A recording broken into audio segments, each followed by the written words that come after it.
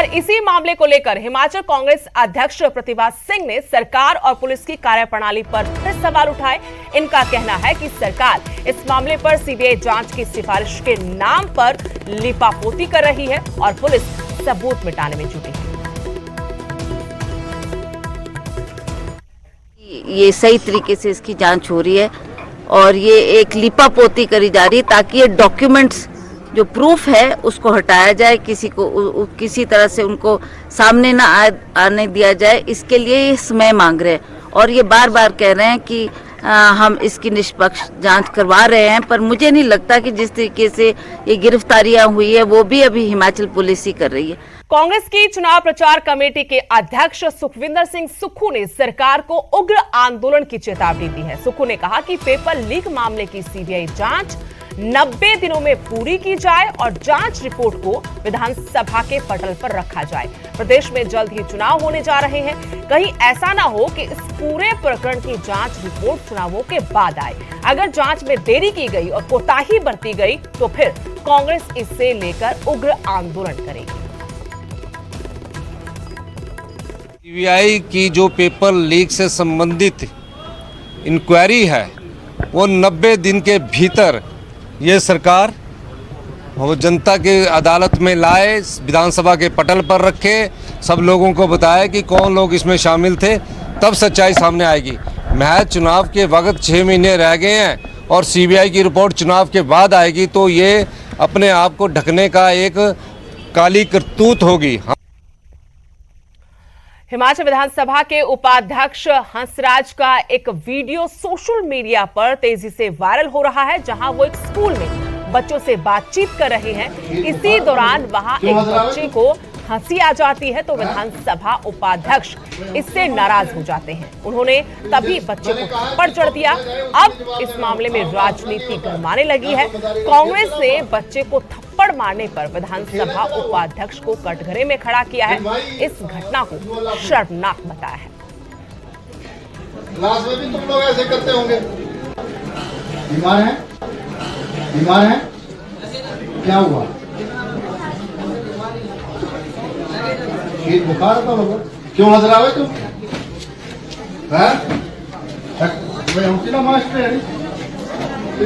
मैंने कहा है जिसको पूछा जाए उसी ने जवाब देना हो। खाओ का हंसना नहीं होता है। यहाँ कोई मदारी का खेल चला हुआ तो खेला चला हुआ। Then why you are laughing? इस थप्पड़ कांड पर कांग्रेस प्रदेश अध्यक्ष प्रतिभा सिंह ने शर्मनाक घटना इसे बताया। उन्होंने कहा कि भाजपा के लोग अभद्रता करते हैं, इसमें कोई नई बात नहीं है।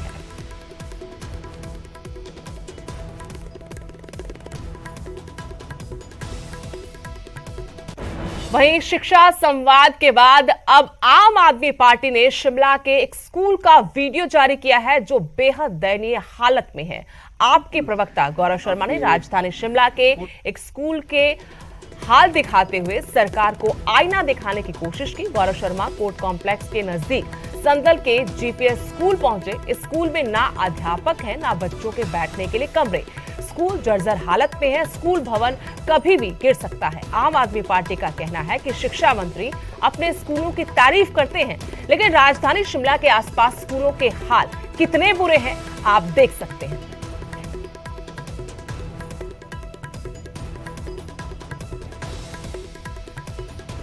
तो इस वीडियो के जरिए इस स्कूल की हालत को बताते हुए आम आदमी पार्टी ने एक बार फिर से प्रदेश की जयराम सरकार पर सवाल उठाए हैं, शिक्षा मंत्री पर सवाल उठाए हैं, उनकी कार्यप्रणाली को सवालों के घेरे में लाया है।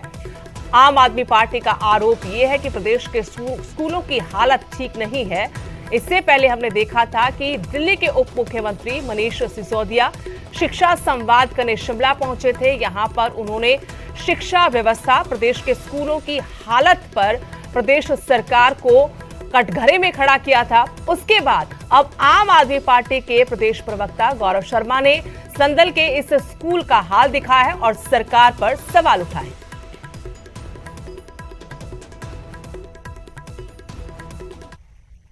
माजरा प्रकरण को लेकर हिमाचल प्रदेश हिंदू जागरण मंच ने आरोपियों के खिलाफ सख्त कार्रवाई की मांग की है। हिंदू जागरण मंच ने कहा कि नाहन के माजरा के बारे में की गई अभद्र टिप्पणी मामले में सख्त कार्रवाई होनी चाहिए ताकि भविष्य में ऐसी घटना दोबारा ना हो। आरोपियों के खिलाफ देशद्रोह का मुकदमा होना चाहिए। सोचने वाली बात है कि अचानक से 200-250 लोगों की भीड़ हथियार लेकर पुलिस थाने पर हमला करने पहुंच जाती है। क्या यह केवल एक संयोग है? हमें लगता है कि पिछले काफी समय से इस क्षेत्र विशेष में एक विशेष मजहब के लोगों द्वारा एक ऐसा अभियान चलाया जा रहा है जिसमें उस क्षेत्र के युवाओं को मजहब के नाम पर, जिहाद के नाम पर भड़काकर एक उन्मादी भीड़ को तैयार किया जा रहा है। तो हिंदू जागरण मंच ने आरोपियों के खिलाफ सख्त कार्रवाई की मांग की है। कहा कि इस मामले में जो भी लोग शामिल हैं उनके खिलाफ देशद्रोह का मुकदमा दर्ज होना चाहिए। और जानकारी के साथ नाहन से मेरे सहयोगी सतीश शर्मा फोन लाइन से जुड़ गए हैं। सतीश, इस मामले ने काफी तूल पकड़ा था और हिंदू समाज की तरफ से एक मांग उठाई थी आरोपियों के खिलाफ सख्त कार्रवाई की। अब एक बार फिर से समुदाय ने कहा है कि सख्त कार्रवाई होनी चाहिए, बल्कि देशद्रोह का मुकदमा भी दर्ज होना चाहिए।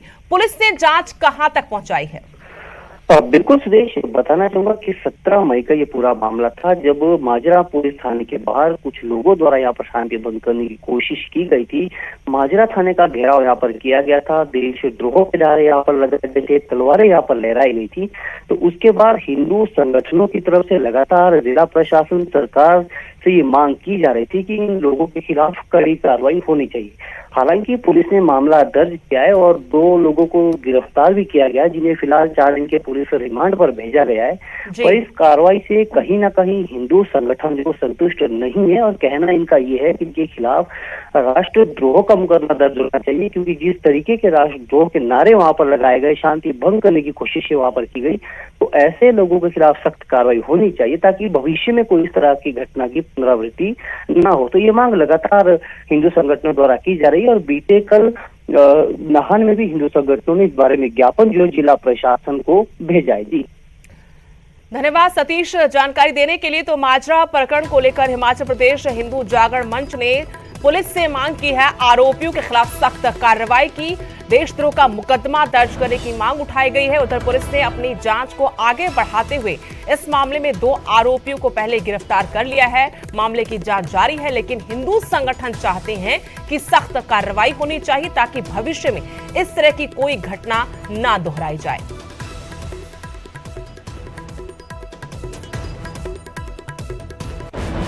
धर्मशाला में 20 रुपए का सिक्का लेने से दुकानदार ने मना कर दिया तो ग्राहक डीसी दरबार जा पहुंचा। 20 रुपए का सिक्का आरबीआई की तरफ से जारी किया गया है, बावजूद दुकानदार ने सिक्का लेने से इनकार कर दिया। शिकायतकर्ता ने कहा कि अगर जिला प्रशासन इस बारे में कोई कार्रवाई अमल में नहीं लाता तो वो कोर्ट का दरवाजा खटखटाएगा। इन आरोपों पर दुकानदार ने अपनी दलील में कहा कि उसने सिर्फ ये आग्रह किया था कि सिक्के की जगह नोट दे दे, क्योंकि सिक्का जेब से गिर जाता है।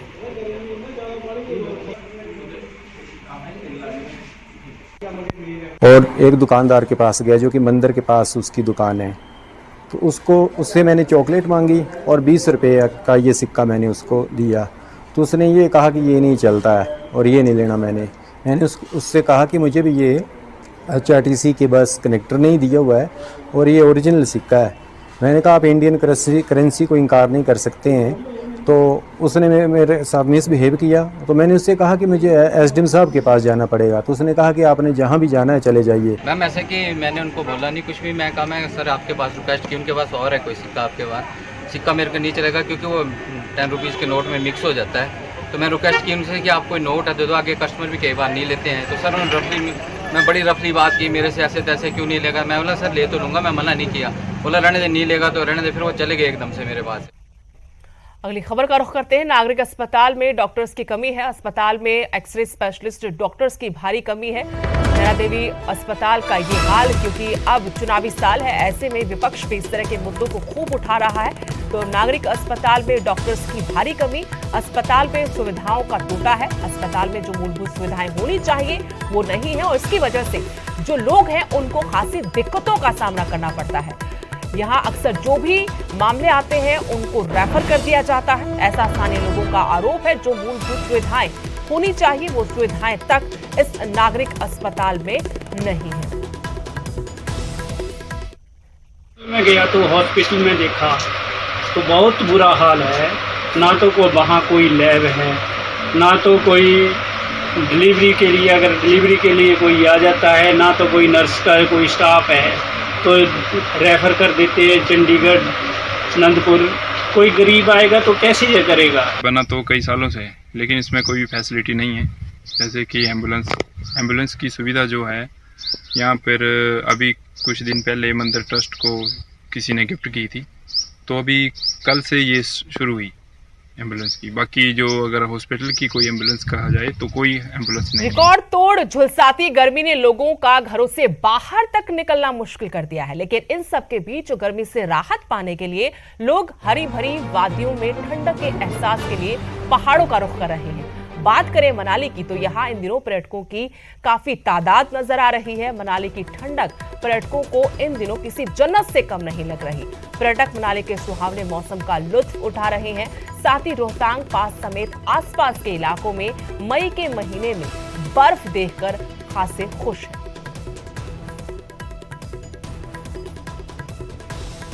इस प्रकार मैदानी इलाकों में ये गर्मी अपने चरम पे है, तो लोग भी, पर्यटक लोग भी तो इस गर्मी से राहत पाने के लिए पहाड़ी क्षेत्रों में खासकर कुल्लू मनाली की तरफ रुख कर रहे हैं।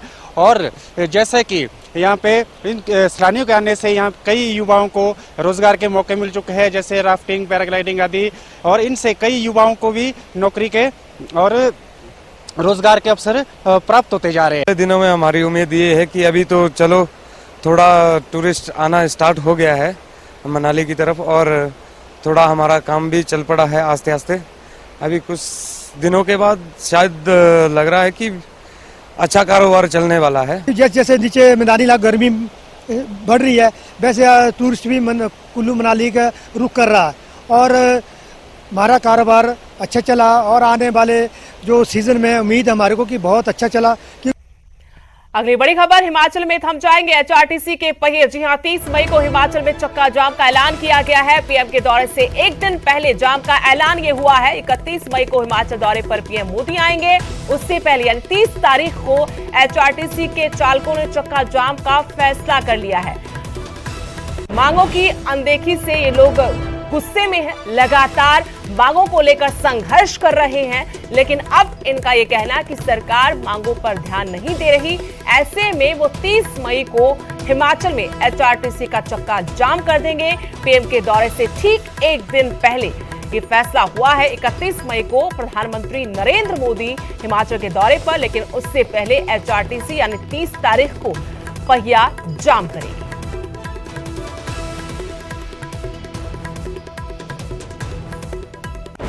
उधर शाहपुर के गुब्बर गांव के लोगों में खासी नाराजगी है। आईपीएच विभाग के काम से ये लोग नाराज हैं।